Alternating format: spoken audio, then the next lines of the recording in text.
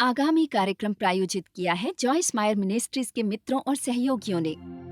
आपने एक विरोध को पार किया, दूसरे विरोध को भी पार कर लिया। परमेश्वर, मुझे समझ नहीं आ रहा, मैं सही चीजें करने की कोशिश कर रही हूँ, फिर भी मुझे एक के बाद एक समस्या आ रही है। ठीक है परमेश्वर, ये शायद तू नहीं है, मुझे लगता है मैं ये छोड़ दूँ।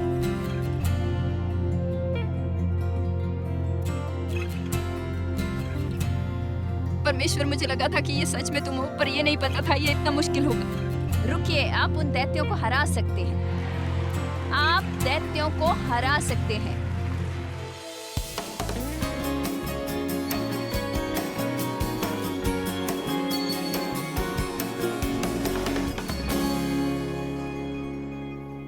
आज मैं आपसे दैत्यों को हराने के विषय में बात करना चाहती हूँ, क्योंकि कभी भी जब आप किसी भी चीज में बढ़ने के बारे में सोचते हैं, किसी भी चीज में, जैसे आज आप यहाँ इस सभा में हैं और कोई चीज आपके मन में आती है और आप सोचते हैं कि आप जानते हैं मैं अब इसे और ज्यादा बर्दाश्त नहीं कर सकता, मुझे सच में परमेश्वर के साथ काम करना होगा ये देखने के लिए कि मेरे जीवन में क्या बदलता है।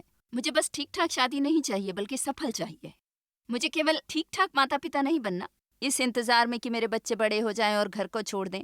मुझे अपने बच्चों के साथ सच में प्रभाव चाहिए उन वर्षों में जो मेरे बचे हैं। या शायद आप ये भी कहें, आप जानते हैं मेरा सपना है कि मैं परमेश्वर के वचन की सेवा करूं और मैंने उसे जाने दिया, और ये कि मैं परमेश्वर के काम आऊं। फिर से मैं अपनी समस्याओं में उलझ गया और मुझे फिर से आगे बढ़ना शुरू करना है। मैं कर्ज से बाहर आना चाहता हूं। अब इससे कोई फर्क नहीं पड़ता कि आप क्या निर्णय लेते हैं जब आप आगे बढ़ने की कोशिश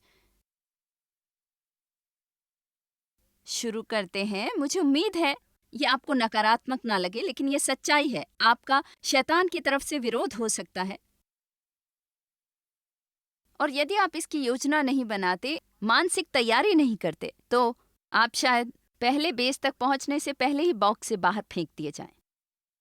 पहले बेस से ही हम सोचते हैं कि क्योंकि परमेश्वर ने वायदा किया है तो सब कुछ अपने आप होना चाहिए, पर यह सच नहीं है। परमेश्वर के लिए सब कुछ संभव है, लेकिन नहीं, सब चीजें परमेश्वर के लिए निश्चित रूप से होंगी जबकि हम केवल बैठे रहें और कुछ न करें। प्रेरित पौलुस, महान प्रेरित, कुरिन्थियों की पहली पत्री के अध्याय 16 वचन 9 में वो कहते हैं, क्योंकि मेरे लिए एक बड़ा और उपयोगी द्वार खुला है और विरोधी बहुत से हैं। अब यहाँ छोटे दैत्य हैं, बड़े दैत्य हैं, और मेरे पास करीब 4 दैत्य थे पिछली रात सभा शुरू होने से पहले। सबसे पहले इस सप्ताहांत आपको प्रवचन सुना रही हूँ 2 टूटी हुई पैर की उंगलियों के साथ। आप देख सकते हैं इन सब पर टेप लगा हुआ है, और पता नहीं कि क्या हो रहा है, लेकिन पिछले साल मेरी 3 उंगलियां टूट गई थी, और इसीलिए वैसे भी हम इस पर काम कर रहे हैं, लेकिन अभी फिर एक और टूट गई। लेकिन मैं घर पर नहीं बैठ सकती क्योंकि मेरी उंगलियां टूट गई हैं। मैं उन पर पट्टी बांधकर, और मतलब किसी ने मुझे कहा तुम क्या करोगी, आप क्या करेंगे अगर कोई आप पर पांव का जूता फेंके? मैंने कहा प्रवचन करूंगी, क्योंकि मेरा उपहार पांव में नहीं मेरे मुंह में है।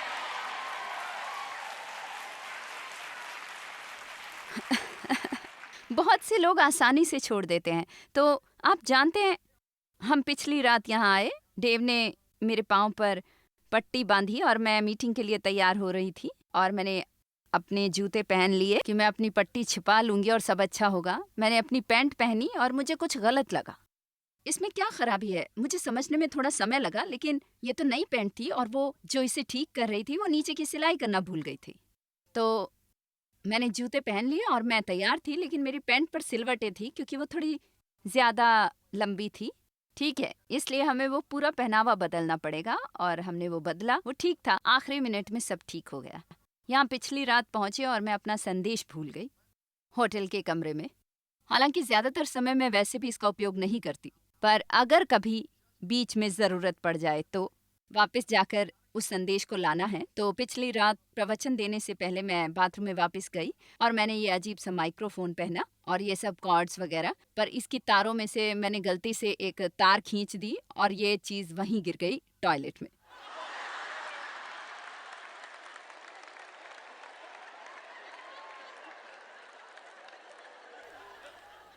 छोटे दैत्य। और देखिए, इस सब के बीच में एक बात हुई। मैं नहीं जानती कि आप समझते हैं कि ये कितना जरूरी है मेरे लिए कि शांति से शांत रहूं। ईमानदारी और सच्चाई से शैतान तैयार रहता है आपको परेशानी में डालने के लिए। और सच्चाई ये है कि जितनी जल्दी हम परेशान होते हैं, हम भावुक हो जाते हैं, हम परमेश्वर को सुनना बंद कर देते हैं। अब जो कुछ भी हमें सुनाई देता है वो हमारी अपनी कुंठा और अपने मन की बातें होती हैं, और ऐसे में हम हर किसी पर भड़कते हैं। और मैं जानती हूँ ध्वनि यंत्रों वाले लोग जा रहे हैं, ठीक है, आपने हमें बताया क्यों नहीं कि आपने माइक्रोफोन गिरा दिया? क्योंकि मैंने उसे केवल फूंक मारकर सुखा लिया। मैं पीछे बैठी हूँ माइक्रोफोन में फूंक मारते हुए। मैंने ये सोचा कि इसे फेंक दूं। शायद आप ये सोचते कि ये सब कितना आसान है मेरे लिए। ठीक है, ये सब मामूली चीजें हैं। ये वो हैं जिन्हें आप रोज की छोटी परेशानियां कह सकते हैं, पर ईमानदारी से और सही अर्थों में। और मैं सच में नहीं चाहती कि आप इससे घबरा जाएं। जीवन में कुछ ऐसी चीजें हैं जो सच में बहुत सरल जाती हैं, लेकिन वे सब नहीं हैं, और हमें तैयार रहने की जरूरत है कि अपनी जमीन पर बने रहें और छोड़ने से इनकार करें। अभी भी आपके लिए देर नहीं हुई दोबारा शुरू करने के लिए, लेकिन 1 मिनट के लिए भी ये ना सोचें कि जब आप कोशिश करने के लिए बाहर कदम बढ़ाएंगे तो शत्रु आपके विरुद्ध कदम नहीं उठाएगा आपको वापस खींचने के लिए। ये शायद एक मानसिक हमला हो आपके अपने अजीज लोगों द्वारा। क्या आपने कभी ध्यान दिया है कि वे लोग भी जो आपके होने चाहिए हमेशा ये विश्वास नहीं करते कि आप वो कर सकते हैं जो परमेश्वर ने आपसे कहा है? आमीन। और इसलिए मैं चाहती हूँ कि आप इस सुबह एक सबक सीखें बाइबल के कुछ एक पुरुषों से। उनमें से एक है नहम्याह। तो हम थोड़ा समय बिताएंगे नहम्याह की पुस्तक में और कुछ एक वचनों पर नजर डालेंगे, लेकिन ये एक सच्ची कहानी है जो मेरे विचार से आपकी सहायता करेगी। तो सबसे पहले हम नहम्याह के पहले अध्याय पर चलते हैं। ठीक है, नहम्याह के पहले अध्याय के वचन 2 को देखते हैं। हनानी नाम का मेरा एक भाई और यहूदा से आए हुए कई एक पुरुष आए। तब मैंने उनसे उन बचे हुए यहूदियों के विषय जो बंधुआई से छूट गए थे और यरूशलेम के विषय में पूछा। तो नहम्याह अपने भाइयों के विषय में जानना चाहता था कि वे कैसे थे, उसके पुरुष संबंधी क्या कर रहे थे। और उन्होंने कहा जो वहां बचे हुए लोग हैं, वचन 3, जो बचे हुए लोग बंधुआई से छूटकर उस प्रांत में रहते हैं, वे बड़ी दुर्दशा में पड़े हैं और उनकी निंदा होती है, क्योंकि यरूशलेम की शहर पनाह टूटी हुई और उसके फाटक जले हुए हैं। तो उसने सुना कि वे मुसीबत में थे। इसलिए यहाँ मैं चाहती हूँ कि आप एक क्षण के लिए ये सोचें कि आपकी क्या प्रतिक्रिया होती है जब आप सुनते हैं कि अन्य लोग मुसीबत में हैं। आप जानते हैं, मैं सोचती हूँ हाँ ये बहुत बुरा हुआ, मैं उनके लिए प्रार्थना करूंगी, और प्रार्थना निस्संदेह अच्छी है। लेकिन मैं सोचती हूँ एक चीज जिसके लिए प्रार्थना की जरूरत है, परमेश्वर अगर ऐसा कुछ है जो तू चाहता है कि मैं करूं तो मुझे दिखा, बजाय इसके ये प्रकृति रखना अच्छा आप जानते हैं किसी को ये कुछ करने की जरूरत है। हाँ, मैं प्रार्थना करूंगा और परमेश्वर कुछ करेगा। मैं सोचती हूँ अधिकतर समय में हमें ऐसा नहीं लगता कि हमें कुछ करने की जरूरत है। हमारे जीवन का हिस्सा और गूंज हमारी खुशी का हिस्सा और हमारे मनोभाव इसमें नहीं है कि निष्क्रियता पूर्वक बैठे रहें, कुछ न करते हुए किसी का इंतजार करना कि वो हमारे लिए कुछ करे, लेकिन ये सक्रियता से दूसरे लोगों के लिए चीजें करना है। हमारे उपचार का एक हिस्सा है सक्रिय रहना और मदद करना और दूसरे लोगों के लिए आशीष बनना। अब देखिए क्यों नहम्याह वो आदमी था जिसे परमेश्वर इस्तेमाल कर सकता था। वचन 4, ये बातें सुनते ही मैं बैठकर रोने लगा और कितने दिन तक विलाप और स्वर्ग के परमेश्वर के सम्मुख उपवास करता और प्रार्थना करता रहा। परमेश्वर के सम्मुख, मैं सोचती हूँ कि उसका चरित्र ध्यान देने लायक है। कभी कभी हमें हैरानी होती है कि परमेश्वर क्यों कुछ खास लोगों का ही इस्तेमाल करते हैं। परमेश्वर किसी ऐसे को चाहता था जो इतना साहसी हो कि खड़ा होकर कहे हमें यरूशलेम की दीवारों को फिर से बनाने की जरूरत है, हमें वो सब वापस लाने की जरूरत है जो शैतान ने चुरा लिया है। अभी भी देर नहीं हुई है। ये पूरी पराजय जैसा दिखता है, लेकिन हम दोबारा बना सकते हैं। और मैं बता दूं, आप अपना जीवन फिर से बना सकते हैं। इससे कोई फर्क नहीं पड़ता कि आपके साथ कितनी तरह की निराशाएं या फिर कोई दुखद घटना ही क्यों ना हुई हो। आप अपने जीवन का पुनर्निर्माण कर सकते हैं, चाहे आपकी नौकरी चली गई हो, सौभाग्य खो गया हो, अस्वीकृति, मतलब बहुत कुछ होता है लोगों के साथ, यहाँ तक कि आपका स्वास्थ्य भी। शायद आपको लगता है कि आपका स्वास्थ्य खराब हो रहा है क्योंकि आपने अपना ध्यान नहीं रखा, पर अभी भी देर नहीं हुई कि आप स्वस्थ न हो सकें। अभी भी इतनी देर नहीं हुई कि आप अपना ध्यान न रख सकें। कभी भी इतनी देर नहीं होती।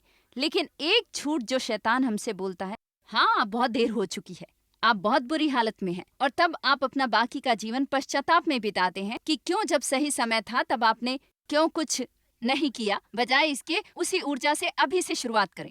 हमें पश्चाताप में नहीं रहना, बल्कि अतीत से सीखकर आगे बढ़ें और सही चीजें करें। आपको ये नहीं कहना, हाँ मैं इतने कर्ज में डूबा हूँ, अभी भी देर नहीं हुई है। आप कर्ज से निकल सकते हैं। आप जानते हैं, हो सकता है मैं दिवालिया घोषित कर दिया जाऊं या ऐसा ही कुछ। नहीं, आपको कहना है, परमेश्वर मुझे इन पर काबू पाने के लिए एक योजना दे सकते हैं। अभी भी देर नहीं हुई। इतनी देर नहीं हुई कि आर्थिक रूप से आप स्थिर ना हो। इतनी देर नहीं हुई कि आप फिर से स्कूल ना जा सकें, नया पेशा शुरू ना कर सकें। इतनी देर नहीं हुई कि फिर से प्रेम ना किया जाए। इतनी देर नहीं हुई कि स्वस्थ न हो सकें। इतनी देर नहीं हुई कि सुडौल न हो सकें। सब लोग कहो, अभी भी बहुत देर नहीं हुई है। तो नेहम्याह ने प्रार्थना की, पश्चाताप की प्रार्थनाएं, केवल अपने लिए ही नहीं बल्कि पूरे इज़राइल के लिए। और फिर ऐसा हुआ, परमेश्वर उसे बुला रहे थे। उस आवेग का एक हिस्सा जो उसने महसूस किया कि परमेश्वर उसे बुला रहे थे कि उन दीवारों के पुनर्निर्माण के लिए कुछ करे। तो जब भी आप भावावेग महसूस करें किसी खास क्षेत्र में कुछ करने के लिए, तो इसकी संभावना अधिक हो जाती है। अब मैं यहाँ दैहिक चीज के बारे में नहीं बोल रही, मैं जो कर रही हूँ उसके प्रति भावुक हूँ। मैं लोगों को परमेश्वर का वचन सिखाने के प्रति भावुक हूँ, क्योंकि यही मेरा जीवन है और इसी के लिए मैंने अपनी जिंदगी के पिछले 38 साल दे दिए, और यही करती रहूंगी उस दिन तक जब यीशु मुझे घर नहीं ले आता, क्योंकि उसने मुझसे बात की और मेरे मन में कुछ डाला। जब आप किसी चीज के प्रति भावुक होते हैं, यदि आप उस इच्छा की पूर्ति नहीं करते, आप शेष जीवन में हतोत्साहित हो जाएंगे। आमीन। नेहम्याह भावुक था, इसलिए वो राजा के पास गया और उसने अनुमति मांगी उस स्थान पर जाने की जहां की दीवार तोड़ दी गई थी। उसने कहा कि क्या राजा उसे वहां के स्थानीय अधिकारियों के लिए पत्र देंगे, और उसने वहां के स्थानीय लकड़ी वालों के लिए भी पत्र मांगे ताकि उनसे लकड़ी ले सके।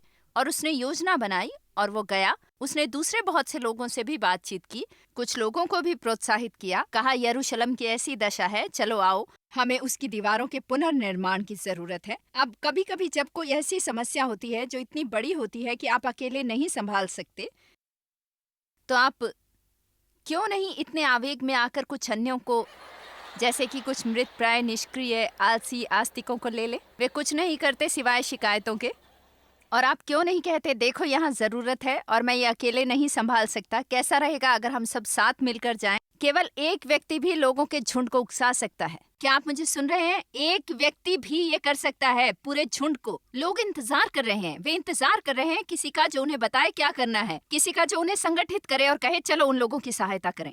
और जब आप किसी और की सहायता करने में शामिल हो जाते हैं, उत्तेजना का प्रवाह शुरू हो जाता है। परमेश्वर आपको कुछ नहीं के लिए शक्ति देने वाला नहीं है, तो कुछ करें। और इसलिए ठीक है, उनमें भाव था, उनके पास सपना है, उनके पास योजना है, उनके पास अनुमति है। अब वे जाते हैं और वे तैयार हैं शुरुआत के लिए। तो अब नेहम्याह का अध्याय 2 वचन 10 इस पर नजर डालते हैं।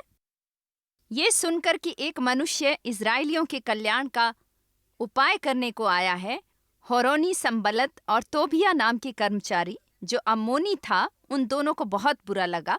अब हम होरोनी संबलत की जगह शैतान को रखते हैं और तोबिया जो अम्मोनी था उसकी जगह शैतान के बहुत से छोटे दैत्यों को रख सकते हैं। और अब हम देखेंगे कि जब लोग हमें रोकने की कोशिश करते हैं वो करने से जिसके लिए परमेश्वर ने हमें बुलाया है, या जब हम कुछ निर्माण करने जाते हैं तो शत्रु हमें रोकने की कोशिश करता है, और वो ऐसा काम हमेशा लोगों के द्वारा ही करता है।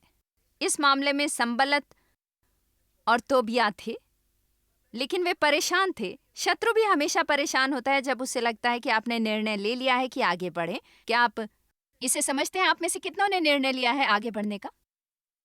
ठीक है, वो हाथ ऊपर ही रखे। और कितनों का दूसरी तरफ से विरोध हो रहा है, देखिए दूसरा हाथ भी ऊपर उठ रहा है। ये शायद बड़े दैत्य हो सकते हैं, शायद छोटे दैत्य हों, लेकिन आपको रोकने की कोशिश करेंगे। तो अध्याय 2 में, अध्याय 2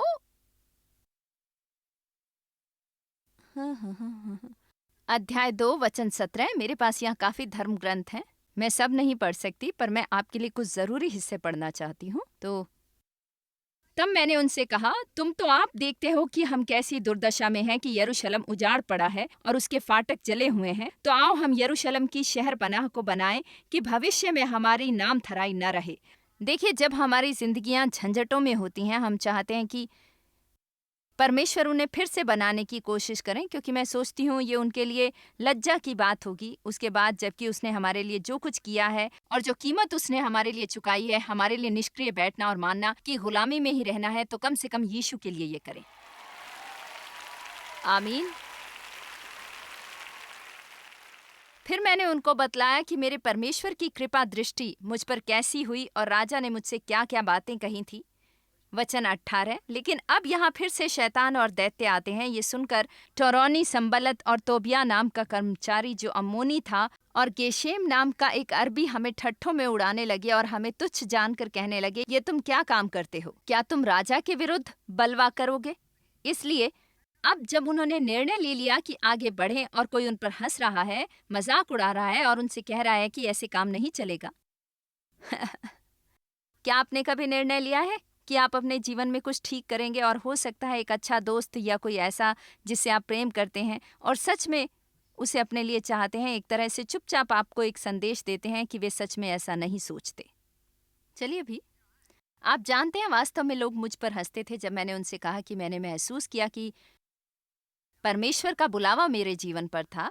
मुझे अभी भी याद है, कैंप फायर के चारों ओर बैठे थे और चर्च का कुछ ही राइड जैसा था और वे हॉट डॉग्स और मार्शमेलोज भून रहे थे और मैं बस उस कल्पना से भरी थी कि ओ, मैं परमेश्वर का वचन सिखाऊंगी और परमेश्वर मेरा इस्तेमाल करेंगे। और उनमें से एक लड़की ने कहा, क्या सचमुच तुमने कहा? किसी ने मुझे बताया कि तुमने कहा कि तुम सोचती हो कि इतनी बड़ी संस्था का नेतृत्व करोगी। मैंने कहा, हाँ, मैं इतनी ज्यादा उत्साहित हूँ, परमेश्वर मेरा इस्तेमाल करने वाले हैं। और उस लड़की ने मेरी तरफ देखा और कहा,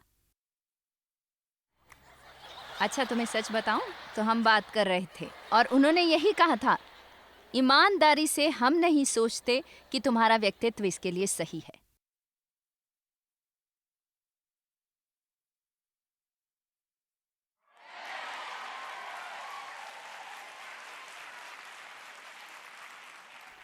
और आप जानते हैं मैं आपके सामने हूं। ठीक है, अब हम नहमिया के अध्याय 4 को देखेंगे। लेकिन जब संबल्त, आप में से कितने जानते हैं कि संबल्त कौन है? वो शैतान का प्रतिनिधित्व करता है। जब संबल्त ने सुना कि हम शहर पनाह को बना रहे हैं, तब उसने गुस्सा किया और बहुत अधिक क्रोध में वो यहूदियों का ठट्ठा उड़ाने लगा। अब वो दूसरे ही स्तर पर क्रोधित होने लगा। पहले वो सिर्फ क्रोधित हुआ क्योंकि वे बनाने की कोशिश कर रहे थे, तब उसने उनकी हंसी उड़ाई, पर अब तो वो तेजी से पागल हो गया। और आप जानते हैं, कभी कभी यदि शैतान हमें नहीं रोकता छोटी छोटी चीजों से, तब वो पूरी तरह से क्रोधित हो जाता है और तब वो कुछ बड़े अस्त्र निकालता है। और उसने अपने भाइयों और सामरिया की सेना के सामने कहा, ये दुर्बल यहूदी क्या कर रहे हैं? देखिए, अब यहाँ आता है छोटा समझना और कम समझना। ये दुर्बल यहूदी क्या कर रहे हैं? क्या ये चीजों का पुनर्निर्माण कर लेंगे इच्छा से और अपने दम पर? क्या वे अपने परमेश्वर को रिश्वत देने की कोशिश करेंगे बलि देकर? क्या वे एक दिन में खत्म कर लेंगे? क्या वे कचरे के ढेर में से पत्थर निकाल लेंगे? देखकर वे जल गए हैं और इसी तरह से वे बस आगे और आगे बढ़ते गए। लेकिन उससे नहमिया रुका नहीं। वचन 6, और हम लोगों ने शहर पनाह को बनाया और सारी शहर पनाह आधी ऊंचाई तक जुड़ गई, क्योंकि लोगों का मन उस काम में नित लगा रहा। जब संबल्त और तोबिया और अरबियों अशदोदियों ने सुना कि यरूशलेम की शहर पनाह की मरम्मत होती जाती है और उसमें के नाके बंद होने लगे हैं, तब उन्होंने बहुत ही बुरा माना और सभी ने एक मन से गोष्ठी की कि जाकर यरूशलेम से लड़ें और उसमें गड़बड़ी डालें। क्या कोई देख सकता है कि यहाँ क्या हो रहा है? ये आप में से कुछ के जीवन के साथ प्रतिध्वनित होना चाहिए। ये तो ऐसा है कि आप पहले विरोध से गुजर गए, आप दूसरे विरोध से भी गुजर गए। परमेश्वर, मुझे समझ नहीं आ रहा, मैं सही चीज करने की कोशिश करता हूँ और ये जैसे एक के बाद एक समस्याएं आती जा रही हैं। ठीक है परमेश्वर, ये शायद तू नहीं है, मैं ये छोड़ देता हूँ।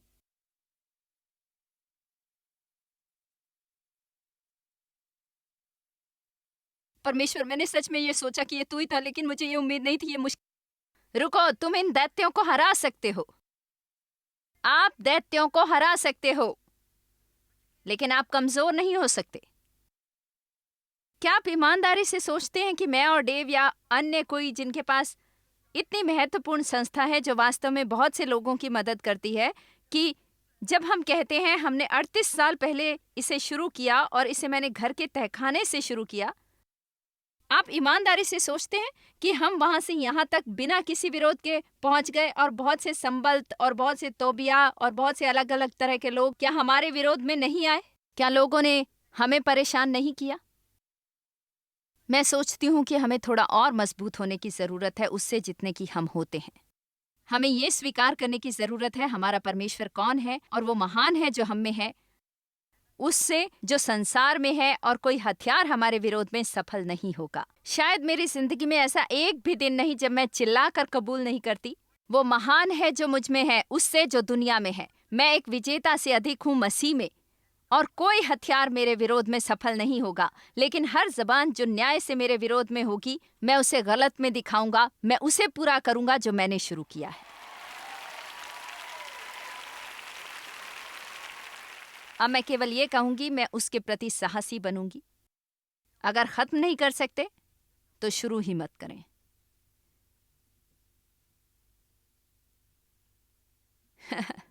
क्योंकि मैं झूठी शुरुआतों से थक गई हूं। ठीक है, मैं सोचती हूं मैं ये करूंगा। हाँ, ये तो बहुत कठिन है। मैं सोचता हूं मैं ये करूंगा। आप जानते हैं रविवार रात को खाने के बाद डाइट पर जाना आसान है।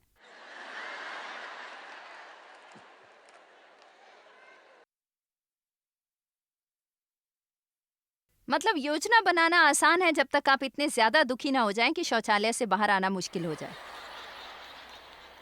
मैं इस सब के बारे में जानती हूँ। मतलब जब मैंने पहली बार काम करना शुरू किया, मैंने सोचा मैं मर जाऊंगी ईमानदारी से। मैं 2 साल तक बहुत दुखी थी। 63 साल की होने तक मैंने शुरुआत नहीं की थी। आप क्या सोचते हैं शैतान ने मुझे नहीं कहा कि बहुत देर हो चुकी है? और अभी मैंने अपना 70वां जन्मदिन मनाया है। मैं सप्ताह में 3 बार व्यायाम करती हूँ। मतलब देखिए, आप मेरे मसल्स देख सकते हैं, देखिए इन्हें। मेरे पास हवा में उड़ने वाली फ्लॉपीज नहीं है।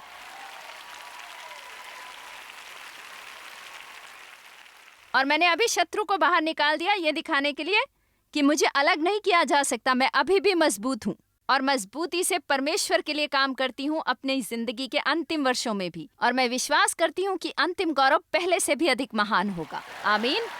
कहीं मत जाइए, जॉयस वापस आएंगी अपने अंतिम शब्दों के साथ।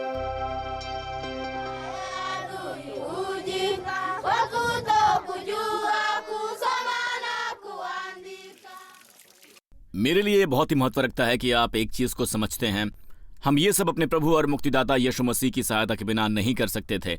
जब आप ताज़ा पानी पीते हैं, केवल एक छोटा सा धन्यवाद यीशु को कहें। कहिए, धन्यवाद यीशु।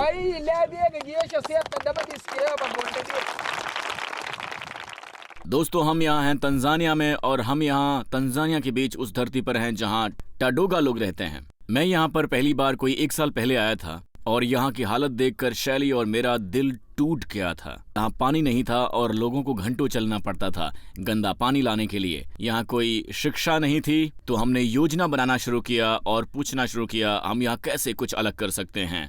और आज हमने 5 कुओं में से एक जो हमने खोदे हैं समर्पित किया है। ये कुएं नहीं है, इन पर सोलर पैनल से पंप लगाए गए हैं।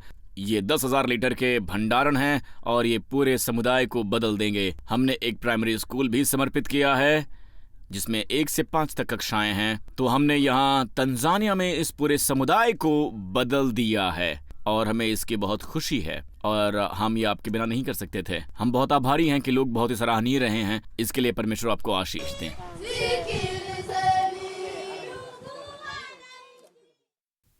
शायद आज आप कुछ बहुत बड़े विरोध झेल रहे हों अपने प्रयासों को पूरा करने में, जिन पर आपको पूरा भरोसा है कि आप अपने जीवन में करना चाहते हैं। लेकिन याद रखें कि आज ऐसा कोई हथियार आपके विरोध में सफल नहीं होगा। अपनी जमीन पर खड़े रहें। आपके लिए नियत परमेश्वर का वचन अपने जीवन कार्य के दौरान दोहराते रहें। परमेश्वर आपको आशीष दें। धन्यवाद। जॉयस मायर मिनिस्ट्रीज में आप हमारे लिए बहुत ही कीमती हैं, जितना कि आप जानते हैं। हम आपकी सराहना करते हैं और इस सेविकाई को दुनिया भर में संभव बनाने के लिए हम अपने दोस्तों और सहभागियों को धन्यवाद देते हैं। हम साथ मिलकर भूखों को खाना खिलाते हैं, गरीबों को कपड़े देते हैं और कई देशों में सुसमाचार बांटते हैं। अपना प्रार्थना निवेदन भेजने के लिए कृपया आज ही संपर्क कीजिए। हमारे स्रोतों के बारे में और भी जानिए। जॉयस की सभाओं की सूची देखिए हमारे साथ सहभागी बनने के लिए, क्योंकि हम दुनिया भर में मसीह के प्रेम को बांटते हैं।